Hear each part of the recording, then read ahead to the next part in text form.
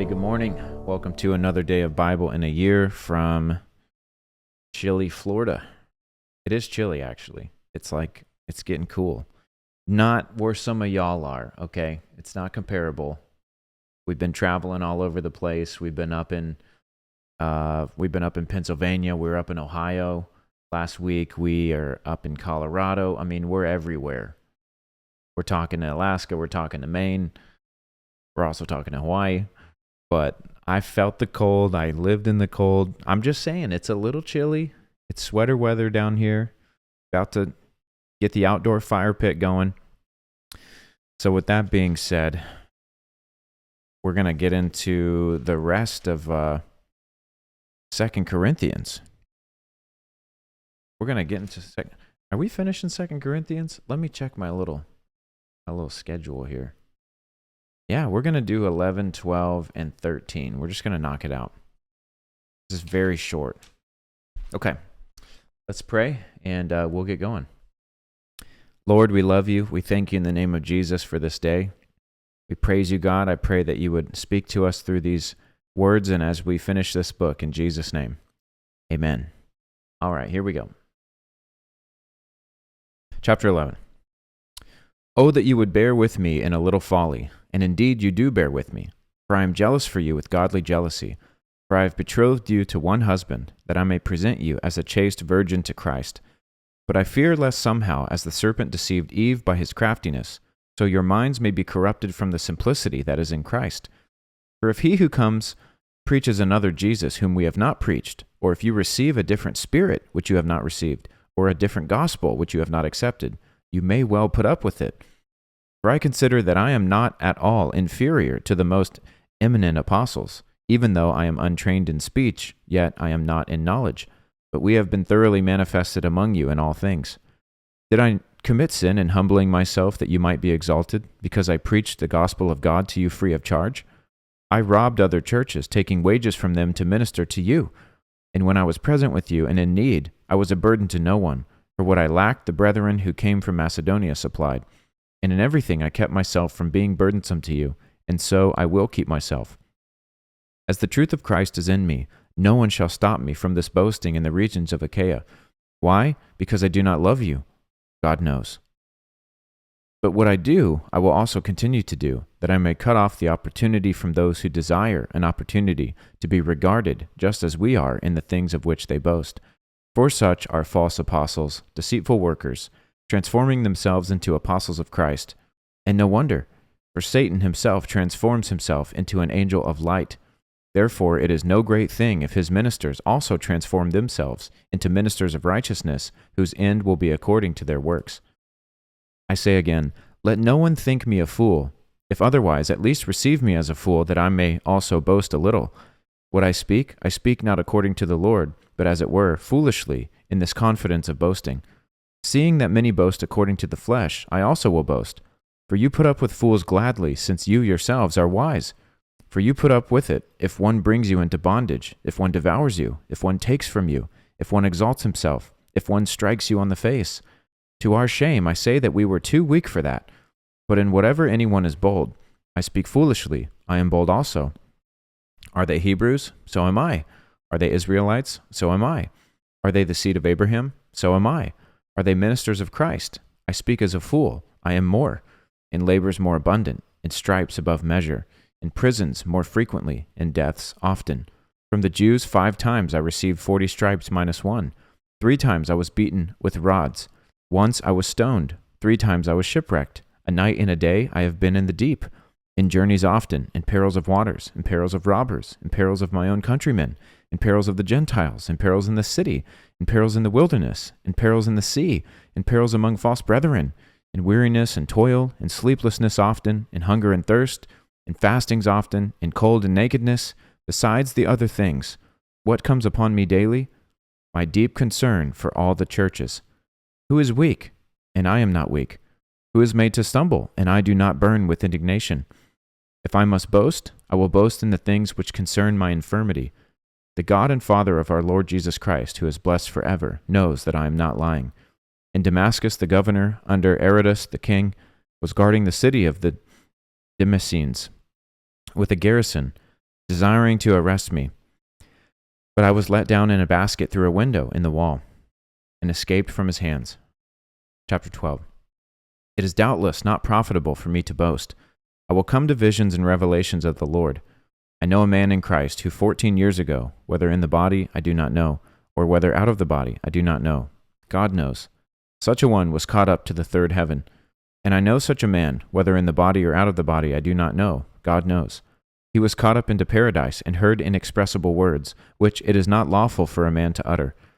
Of such a one I will boast, yet of myself I will not boast, except in my infirmities. For though I may desire to boast, I will not be a fool, for I will speak the truth. But I refrain lest anyone should think of me above what he sees me to be or hears from me. And lest I should be exalted above measure by the abundance of the revelations, a thorn in the flesh was given to me, a messenger of Satan to buffet me, lest I be exalted above measure. Concerning this thing I pleaded with the Lord 3 times that it might depart from me. And he said to me, My grace is sufficient for you, for my strength is made perfect in weakness. Therefore most gladly I will rather boast in my infirmities, that the power of Christ may rest upon me. Therefore I take pleasure in infirmities, in reproaches, in needs, persecutions, in distresses, for Christ's sake. For when I am weak, then I am strong. I have become a fool in boasting. You have compelled me. For I ought to have been commended by you, for in nothing was I behind the most eminent apostles, though I am nothing. Truly the signs of an apostle were accomplished among you, with all perseverance, in signs and wonders and mighty deeds. For what is it in which you were inferior to other churches, except that I myself was not burdensome to you? Forgive me this wrong. Now for the 3rd time I am ready to come to you, and I will not be burdensome to you. For I do not seek yours, but you. The children ought not to lay up for the parents, but the parents for the children. And I will very gladly spend and be spent for your souls. Though the more abundantly I love you, the less I am loved. But, be that as it may, I did not burden you. Nevertheless, being crafty, I caught you by cunning. Did I take advantage of you by any of those whom I sent to you? I urged Titus, and sent our brother with him. Did Titus take advantage of you? Did we not walk in the same spirit? Did we not walk in the same steps?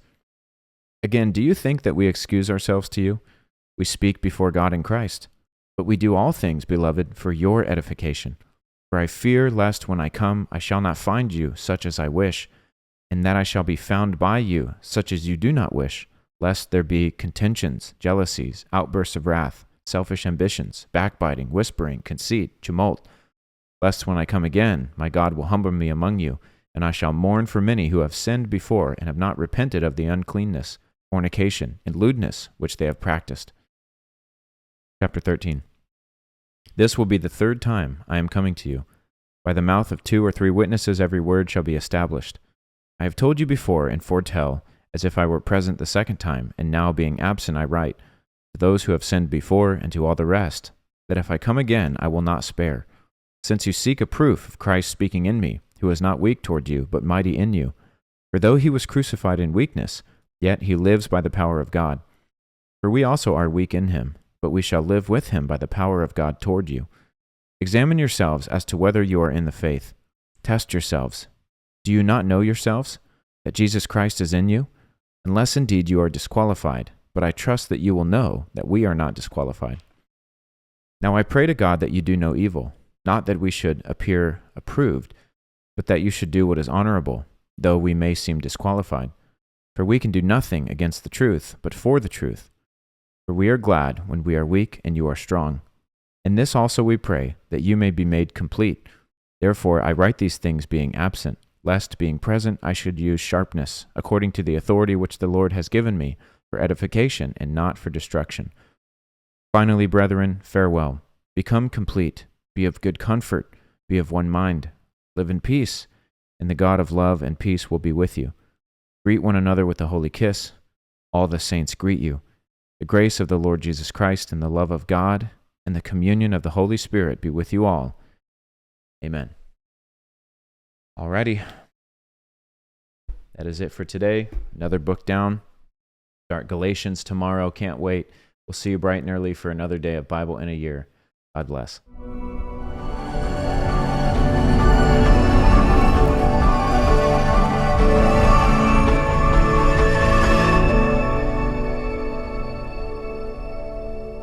Hey guys, thanks for tuning in here with us at Bible in a Year. Can I encourage you to please make sure you like, subscribe, engage with the content, comment on the videos, and then share them. That is how we are going to see a global movement, is if everyone shares it with someone else. This is not about someone getting popular or anything. We're just reading the Bible. So if you want to see the Bible go viral in 2025, share this video. And let people know this is happening every single day. Get them involved. I also want to say this, as a prophetic act, what we're doing, this is a lot of manpower, a lot of time. I'm a busy guy. I travel a lot, over 60,000 miles a year, running a ministry, Promise Keepers, a national men's ministry. We're putting on events. We do a live weekly Zoom every Wednesday night for the guys. I lead local groups here at home. I'm just saying, I don't need more things to do, but this was on my heart. This was important. And it's not just me doing this. We have an entire team that is making sure emails go out, that is tracking all the data, that is clipping this up, that is editing and uploading and taking care of all the logistics that you don't see behind the scenes, doing the marketing, doing the PR. I'm going to ask you to do one thing. This is a free gift. And I'm going to ask you, every day that you attend, will you just set aside $1? And at the end of the year, however many days you attended, that many dollars, will you donate it to Promise Keepers as an end of the year gift? We're finishing this thing up on December 24th. Would you make a donation to Promise Keepers on Christmas Day with however many days you attended?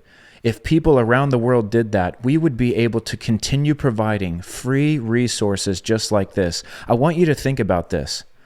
This is totally free, and we are using the biggest platform in the world, social media, to get the Bible out there to unreached people groups. Believe it or not, there are still people around the world. There's 3.2 billion people in the world, statistics have shown, that have not heard the gospel. When you share and when you give, you enable us to do this full time. And so I'm just asking, not for you to give right now, not for you to sign up as a monthly giver. Every day you attend, just set $1 aside or make a note. And at the end of the year, make that amount donation to Promise Keepers. If you do that, we will be able to continue reaching the men of America and doing stuff like this, which is going global. So I want to thank you for joining, and we'll see you at the next episode of Bible in a Year.